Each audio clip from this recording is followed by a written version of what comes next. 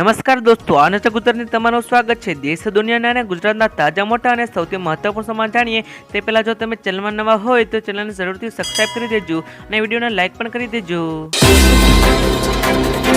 દેશના વડાપ્રધાન નરેન્દ્ર મોદી નવરાત્રી દરમિયાન દેશના 9.5 કરોડ અન્નદાતાને મોટી ભેટ આપવા જઈ રહ્યા છે। વડાપ્રધાન નરેન્દ્ર મોદી આગામી 5 ઓક્ટોબર 2024ના રોજ મહારાષ્ટ્રના વાશિમમાં બટન દબાવી 9.5 કરોડ ખેડૂતોના બેંકના ખાતામાં પ્રધાનમંત્રી કિસાન સન્માન યોજનામાં 18મો હપ્તો ટ્રાન્સફર કરશે। મોદી સરકારના સતત ત્રીજી વાર સત્તા આવ્યા બાદ 18 જૂન 2024ના રોજ ખેડૂતોના બેંકમાં ખાતામાં 17મો હપ્તો ટ્રાન્સફર કરવામાં આવ્યો હતો।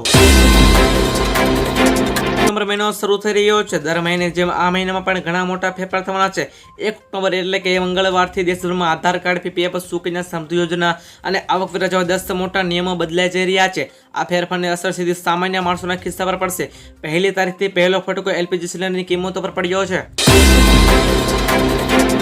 સમાચારની વરસાદના સમાચારની વાત કરીએ તો આંબાલાલ પટેલે જણાવ્યું કે 1 થી 13 ઓક્ટોબર દરમિયાન રાજ્યના અલગ અલગ ભાગોમાં છૂટાછવાયા વરસાદની શક્યતા છે। નવરાત્રી દરમિયાન સામાન્ય વરસાદની પણ આગાહી કરવામાં આવી છે। વધુમાં વધુ તેમણે 7 થી 14 ઓક્ટોબર વચ્ચે અરબી સમુદ્ર અને બંગાળની ખાડીમાં સાયક્લોન સલ્યુશન સર્જાવાની સંભાવના વ્યક્ત કરી છે।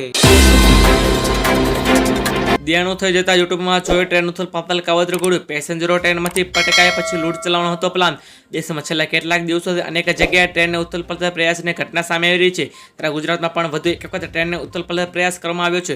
બોટાદના કુંડલી નજીક ટ્રેન પર 4 ફૂટનો લોખંડનો સળિયો મૂકવામાં આવ્યો હતો। જોકે આ સળિયા સાથે ટ્રેન સાથે અથડાતા ટ્રેન ઊભી રહી હતી, જેના કારણે મુસાફરોનો જીવ બચ્યા હતા। હાલ આ મામલે બોટાદ પોલીસ રાણપુરના અળવ ગામના 2 આરોપીને ધરપકડ કરી લીધી છે। અગાઉ 25 નવેમ્બરના રોજ આ બંને આરોપીને ટ્રેનને ઉથલ પાથલના પ્રયાસો કર્યા હતો। કેન્દ્રીય ગૃહમંત્રી અમિત શાહ ગુજરાત આવશે। જેમાં નવરાત્રીના પ્રારંભમાં અમિત શાહ ગુજરાત આવશે। 3 અને 4 ઓક્ટોબર 2 દિવસના પ્રવાસે આવશે। માણવા ખાતે કુળદેવી બહુચર માતાજીના દર્શન કરશે। પરિવાર સાથે બહુચર માતાના મંદિરે આરતી પૂજા કરશે તેમજ ગાંધીનગરમાં વિવિધ કાર્યક્રમોમાં પણ હાજરી આપશે।